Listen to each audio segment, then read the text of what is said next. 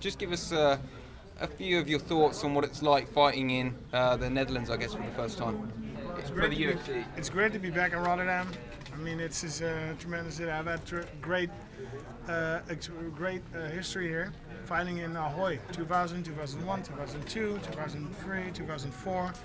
I won my first light heavyweight world title here, so very excited to be back here, and I'm undefeated as well in Holland. So we're going to keep that up this weekend. We're going to come out victorious and remain undefeated. Alistair, we were speaking with Andre earlier on, and he's basically said that you've put Greg and Mike Winkeljohn in a position regarding who's going to corner each fighter on Sunday night. How would you respond to what he said there? I think that he has a difficulty with the situation. To me, I view it as a sport. The way I see it is silly to think you're not going to fight against each other, because I mean we're both top 10 guys, and I mean the heavyweight division is not a deep division. So it would be stupid to think, oh, you're never going to fight each other. You know, when I look at our time in the gym, we never really trained together. So I'm sure that was something that was going through his mind. For me, I don't have a problem competing against teammates. I view it as a sport. And in sport, you will compete against your teammates, and for me, that's not a big deal. Obviously, he has a little bit more difficulty with him. And the coaches, you know, usually the coaches step back. They chose to corner him. I think that's because he doesn't have any other. Is that a problem for you, though? The fact that Greg and Mike have been in his corner, no? Totally not a problem. I'm totally cool with the coaches. We all get along great. We've spoken out to each other that we're going to continue where we left off after this fight. You know, the coaches are cornering him because he doesn't work with other coaches. I work with several other coaches from all over the world. I have Joachim Enwert from Sweden cornering me.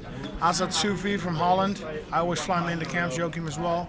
I have Chad Smith, wrestling coach, and I have Roberto Tussauds. The latter two are from Albuquerque, but these other two coaches I work with, Benji Zimmer, let's not forget Benji. He's from Dubai, also from Holland and Dubai. So I work with several other coaches, and he only works with Greg and Wink, and I think that's why they're like, well, if we don't corner Arlovskim, there will be no coaches in this corner, so we'll have to do it. And they told me about it, and I'm like, yeah, it's fine, it's sport. I mean, he needs to have corners, right?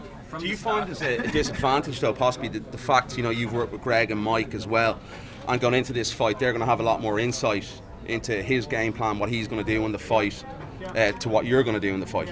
So, yeah, Coach Greg change things up almost. Coach Greg and Coach Wink definitely have seen me train and seen me move in the gym. But that same goes for my coaches that I have in my corner. They've seen Arlovskim.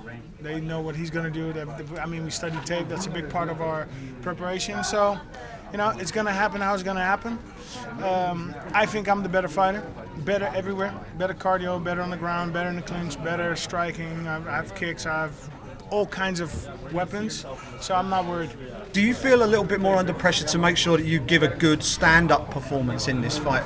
Because obviously we've spoken before, and when the fight hits the floor over here, you don't know quite how the crowd are going to react to that. So does that sort of affect your approach going into this fight a little bit? Well, no, you know, I fight to win. I think I have excellent striking capability. I think Andre is susceptible to it, so yeah, I'm gonna do what I need to do to win the fight. I fight to win fights, and I've always had that mentality. I'm not gonna necessarily change my fighting style because there might be a percentage of the audience that wants to see that. And you said that, you know, one of the things about you is you like to do cool stuff, and that headlining in your home country is a pretty cool thing to do. Where does this rank in terms of your career? Because you've been around the world, you've fought in so many different events, different sports. Where does this rank for you as a personal achievement to actually headline in your home country? You know, it's hard to. I've had a lot of great moments, but I mean, we got to get through this, and we got to get through this successful. I will get through this successful, because after this one comes the big peak in my career. November 12th, Madison Square Garden. I'll expect to be fighting for the title. But of course, let's not overlook this one Sunday. We're gonna get through this, but focus. With a win on Sunday, do you feel, you know, a title shot is obviously next up for you? I think it's a little bit different for Andre, but for you, if you're to get the win on Sunday, are you going to be looking at Verdum or Stipe Miocic next? If I win this fight Sunday, I will win this fight. then I'll be up for the title next. I'll have the best cards, and I'll be fighting for the title next. Has the UFC said anything explicit about that? Have they told you if you win, you've got a title shot? And do you feel pressure about that you are so close to the title fight?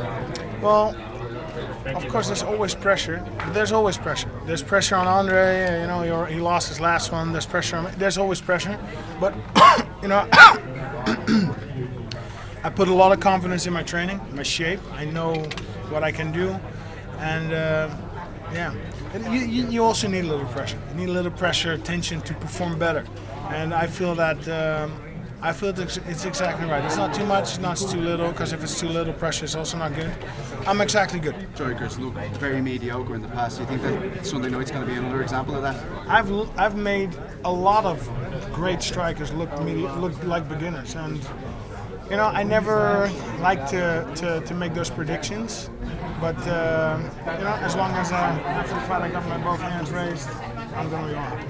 Thanks so much, man. Cheers. You and Andrei, you are both fighting since 1999 in MMA. Which career of both of you is more accomplished, do you think? Andrei or yours?